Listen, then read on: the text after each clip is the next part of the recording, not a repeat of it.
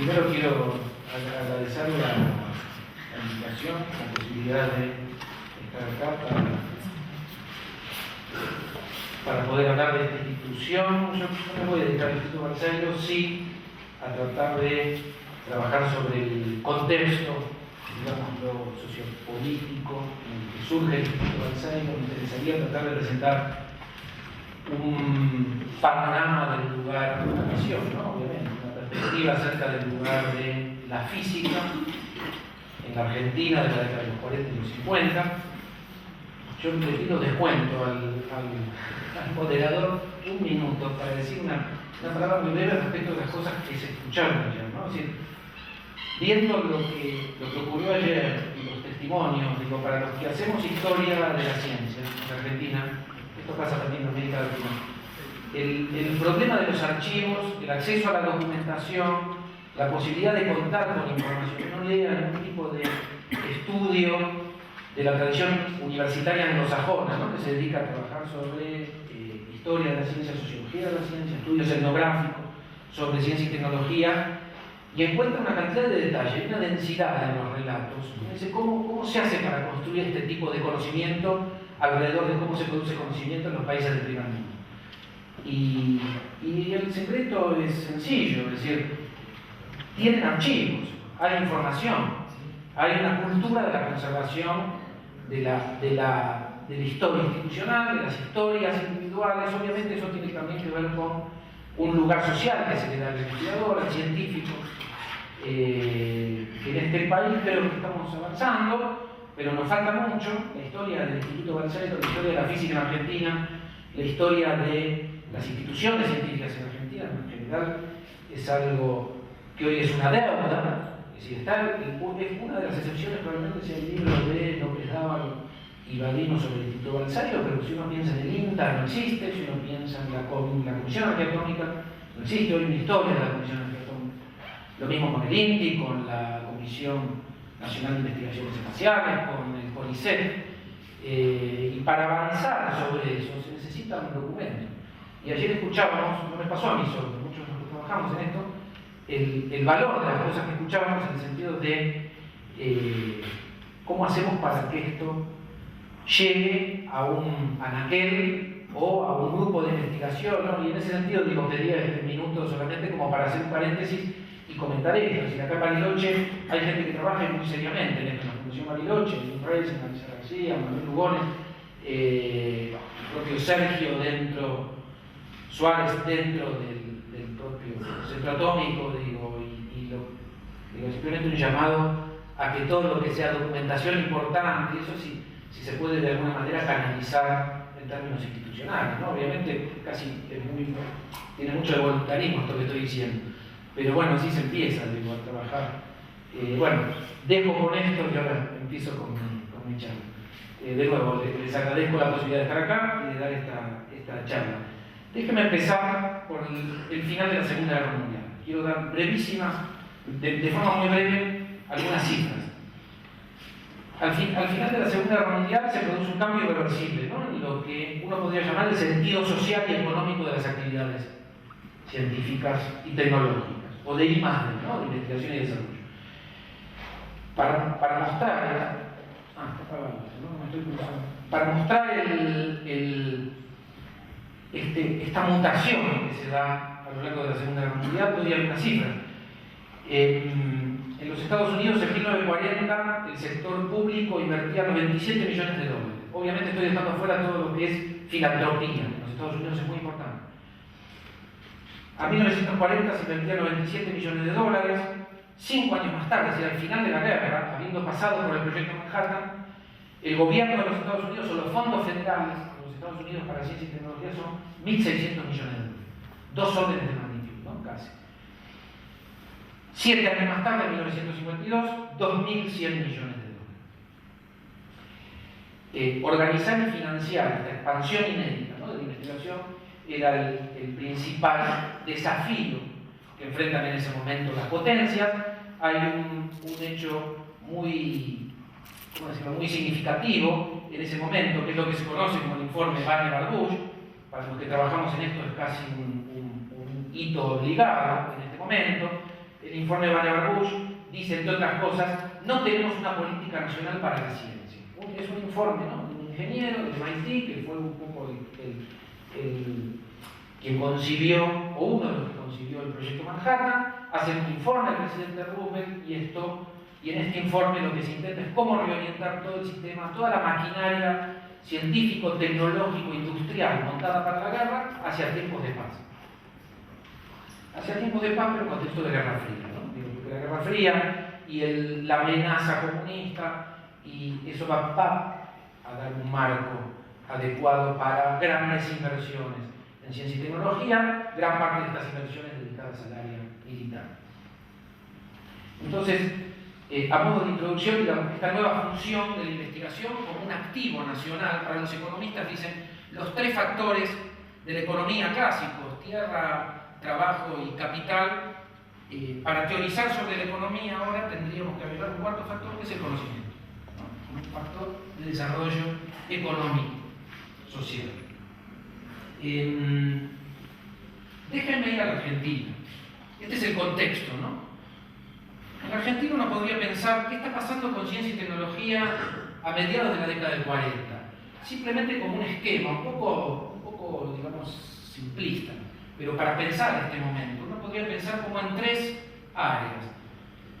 El sector militar, por un lado, encarnado en algunos emergentes. Obviamente no es todo el sector militar, pero hay un importante sector de los militares en este momento que sostienen una concepción industrialista.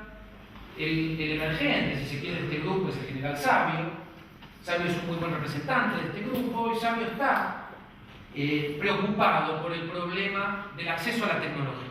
El problema del acceso a la tecnología tiene, en su concepción, está muy vinculado al problema de la industrialización. La industrialización y el acceso a la tecnología tienen que ver directamente o indirectamente con los laboratorios. Entonces uno ve que hay un sector militar sensible al problema tecnológico. Y lo pongo en este orden: tecnología, ciencia, no ciencia y tecnología, ¿no? Es decir, esto está muy claro en la retórica de estos militares. Hay un hecho desafortunado, un evento, que es el golpe de junio de 1943, que le va a dar cierto liderazgo, ¿cierto? ¿No? Le va a dar liderazgo político a los militares en Argentina, y como contrapartida de esta mirada industrialista, tecnológica, que uno está tentado a poner en la balanza del lado positivo, está el aspecto autoritario que viene con el golpe militar, la intervención de las universidades públicas. En este momento, entre 1943 y 1946, quedan fuera de la universidad pública alrededor de 1.200 profesores, entre ellos, por ejemplo, Bernardo Husay y su grupo. Entonces digo, para pensar la ciencia argentina en este momento uno puede pensar en no la ciencia, sino el desarrollo científico-tecnológico. Uno puede pensar en este grupo de militares que acceden al poder, pero que también traen una mirada industrialista y, digamos, desarrollista. Se puede hablar de desarrollismo en este momento. Hay un grupo de científicos que lidera la comunidad científica, que es el grupo de Bernardo Husay, de químicos y médicos. ¿Por qué digo que lideran? Bueno, porque esto se ve desde el principio del siglo XX. La comunidad de médicos, sea por su rol profesional en la sociedad, en el Congreso Nacional en 1905, uno asiste a debates debates científicos que tienen que ver con la medicina, y uno dice, ¿qué pasa con nuestros diputados? ¿Les interesa la ciencia? No, que en su mayor parte son médicos y les interesa institucionalizar la medicina. Entonces uno dice, por el lado de la medicina hay una tradición muy fuerte, y no es casualidad que la Argentina, digo ya a fines del siglo XIX, y no es casualidad que la Argentina tenga 3 premios Nobel que vienen del lado de las ciencias biomédicas. Entonces yo diría, como un segundo grupo para pensar en este momento, habría que pensar en las ciencias biomédicas. ¿Qué pasa con los que lideran el grupo de las ciencias biomédicas?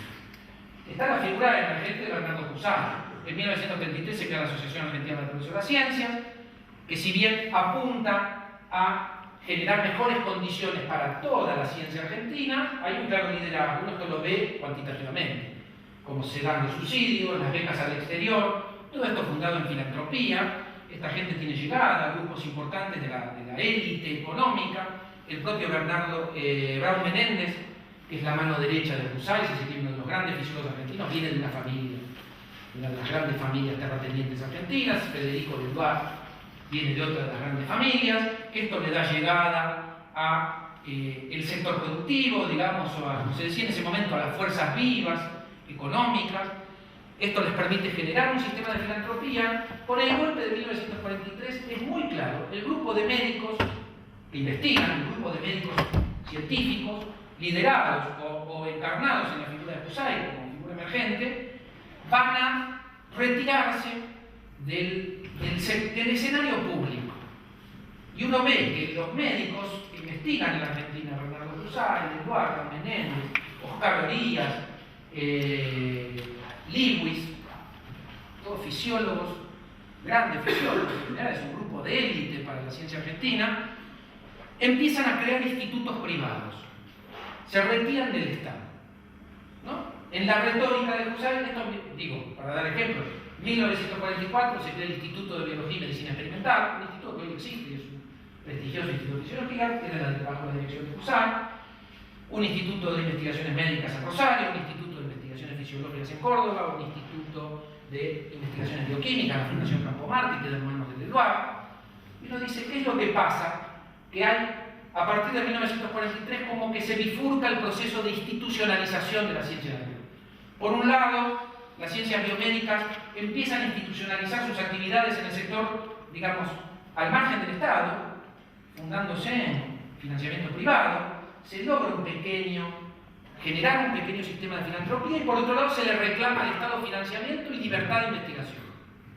Esto es muy interesante porque acá aparece un paradigma que intenta replicar lo que desde la Argentina se ve o se cree que está ocurriendo en el resto del mundo. Los científicos necesitan el apoyo del Estado, pero necesitan autonomía, autorregulación y libertad de investigación. Y esto va por el camino de los institutos privados. Leduc en ese sentido es un innovador, ¿no? Por muchos motivos. Entre otras razones, crea el primer instituto privado de investigación científica de América Latina, que es el IBIM. Bien, entonces tenemos militares, ciencias biomédicas que dominan el panorama científico, de hecho van hacia el premio Nobel en 1947. Y acá llegó a lo que nos interesa a nosotros. ¿Qué está pasando con los físicos? ¿No? Y uno cuando piensa en físicos, no sé si nada, no sé si algo pasa, digo. Déjenme entonces entrar en este tercer sector y me gustaría terminar esta charla jugando con estos tres, ¿no? Con la interacción de estos tres sectores: militares, ciencias biomédicas, físicos. Y cuando digo físicos pienso físicos, matemáticos, ingenieros y, si se quiere, también astrónomos, ¿no? Vemos que Gaviola en este momento está dirigiendo el instituto. Es casi una trampa que hace Gaviola, una trampa legítima, uno diría hoy. Esto de quedar como director del Observatorio de Córdoba y lograr que el Observatorio de Córdoba sea un polo de atracción de físicos para los pocos físicos argentinos. Más allá de que hay una tradición de astronomía, también está el Observatorio de La Plata, por supuesto, pero Gaviola va en 1935 a trabajar con uno de los grandes astrofísicos, va a hacer aportes a la astrofísica importantes, con la constelación esta con la galaxia de Delta Carinae. Tiene papers importantes, se plantea con los mejores astrofísicos, pero el interés de él está muy claro orientado. Y ayer contaban, orientados hacia la física, ayer contaban estas anécdotas de que Guido venía disfrazado de astrónomo o astrofísico. Déjenme ir entonces a algunos aspectos de la física. En 1944 se crea la Asociación Física Argentina. En ese momento, dice Gaviola, no hay más de 15 físicos en Argentina contando estudiantes avanzados. Y yo me gustaría poner el foco en algo que va a ser muy importante para la retórica de porque los físicos argentinos no van a estar ni con las ciencias biomédicas queriendo irse afuera del Estado y van a tener problemas con el peronismo.